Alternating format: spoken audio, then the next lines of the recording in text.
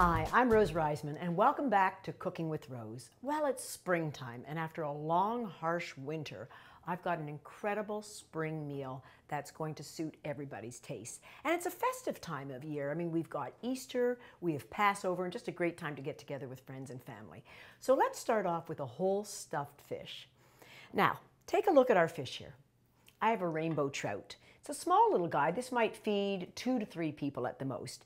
When people first see a whole fish, they get a little squeamish. I mean, you've got the eyes and you got the mouth, all right? And it just, I can see it just kind of freaks people out. But this is the only way. It's a Mediterranean way of eating fish. One of the reasons is when you eat the fish with the bones, it's much moister. The flesh is plumper. It's just a great way, and you don't have to worry about the bones. I'll show you later how to carve into it. So I've got this whole fish, but just putting it on the grill is a little boring to me. I want to stuff it. So I'm going to stuff it with some quinoa. So what's quinoa? It's been a real buzzword lately. Quinoa is an ancient grain from Inca.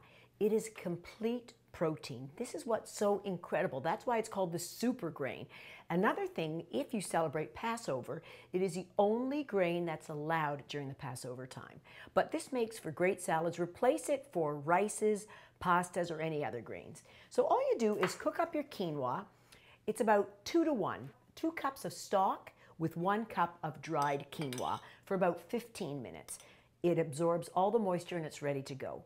But the key is just having it like this might be a little boring, so let's jazz it up. So right now I'm going to add some dried fruit. I've got dried apricots, some beautiful dried cranberries, but you could use dates or whatever you'd like. The other that's lovely for spring is fennel. Now if you've never tried fennel, looks a little bit like celery, but actually it's got an anise flavor, which is a licorice flavor. And this is what it looks like, and this is a small little one, but this is what it looks like at your supermarket. Fabulous, fresh. I love it fresh better than cooked. Then I'm going to add some snow peas. I'm going to add a little bit of diced red pepper.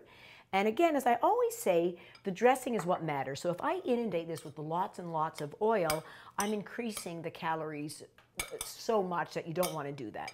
What I'm going to do is add in just, take a look at this, tiny little bit of olive oil, a little bit of orange juice concentrate right out of the freezer, a little bit of garlic, and a little bit of a raspberry or fruit-flavored vinegar, and then a little bit of honey just to sweeten it up. All right, just a couple of teaspoons. That's it. You mix this together, and you're going to stuff it into your fish, and the remainder is what you're going to use for your side dish. But look at the color of that already. It is so spring-like. So let's take our fish, and you can rub your fish with just a little bit of oil, a little bit of salt and pepper. So this is a small cavity that we're filling in here. That's why this would be perfect for just, 1 or 2 people. So stuff it in like this. Preheat your oven to about 400 degrees. And when you cook your fish, the key about cooking fish is not overcooking it. We don't want to kill this fish. He's already dead, but we don't want to kill this guy. We're going to bake it 10 minutes an inch at its thickness. So if you take a look at this fish, I'd say it looks like what, about 1.5 inches, 2 inches. So putting it in for about 18 to 20 minutes should be perfect. So let's get it over to the oven and see what we've done. Well, I could smell this a block away. Now, come on, doesn't that look gorgeous? Whether you're a fish eater or not, it really is outstanding.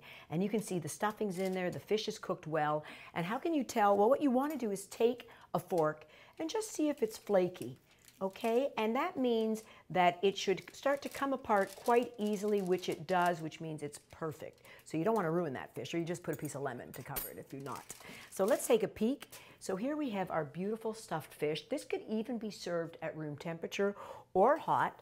And, you just take a piece of lemon. I'm going to show you that in just a moment. But it's beautiful, a fish like this. All right. We just cut it open. And then what you want to do is cut it in half and serve both sides to your guests. So garnishing it up really makes a big difference too. So all you want to do is take a lemon slice, okay, cut it like this, and then just make one little incision. I always feel like a doctor, like this, to twist it, put it over the top, and look how beautiful that looks. So let's look at the rest of our meal, because the fish is just one, and remember, serve that extra quinoa salad on the side. It's outstanding. Now we go to soups. Beautiful butternut squash soup with a light coconut milk. Now, coconut milk normally is filled with fat and calories, but there's one in all stores across the country called light coconut milk. Comes in about 60% less fat, calories and saturated fat than traditional. Beautiful. I just garnish it up with a little bit of toasted coconut and a little bit of light sour cream or yogurt. And then where would we be springtime and Easter without lamb? So I've used here a butterflied leg of lamb. So I mean, you could always do the traditional one with the bone, but again, I like to go a little bit against tradition. Get your butcher or supermarket to butterfly it, which just means slicing it thinly, opening it up like a book. And we end up roasting this at about 375 degrees just until it's pink. And I love it pink. And I know if you want it well done, by all means, but if you want the best flavors, you want to cook it to about a medium rare, which is about 130 degrees Fahrenheit. I have a really nice tapenade here, which is some sun-dried tomatoes. You could put a little feta or goat cheese in, some basil, and it's absolutely beautiful with that. And this makes great sandwiches the next day. And then finally, for our chicken lovers, and we have a lot of chicken lovers out there, I've just taken a boneless chicken breast. I've dipped it in a little bit of egg milk and then some breadcrumbs and stuffed it. I use sun-dried tomatoes once again, a little Havarti cheese, some black olives. It's a lovely pesto. And then all I like to do is take it and slice it into medallions so that everybody gets their own little piece. So what a great way to enjoy the arrival of spring. So if you want any of these recipes, check them all out at tempotoronto.ca. See you next time. I'm Rose Reisman.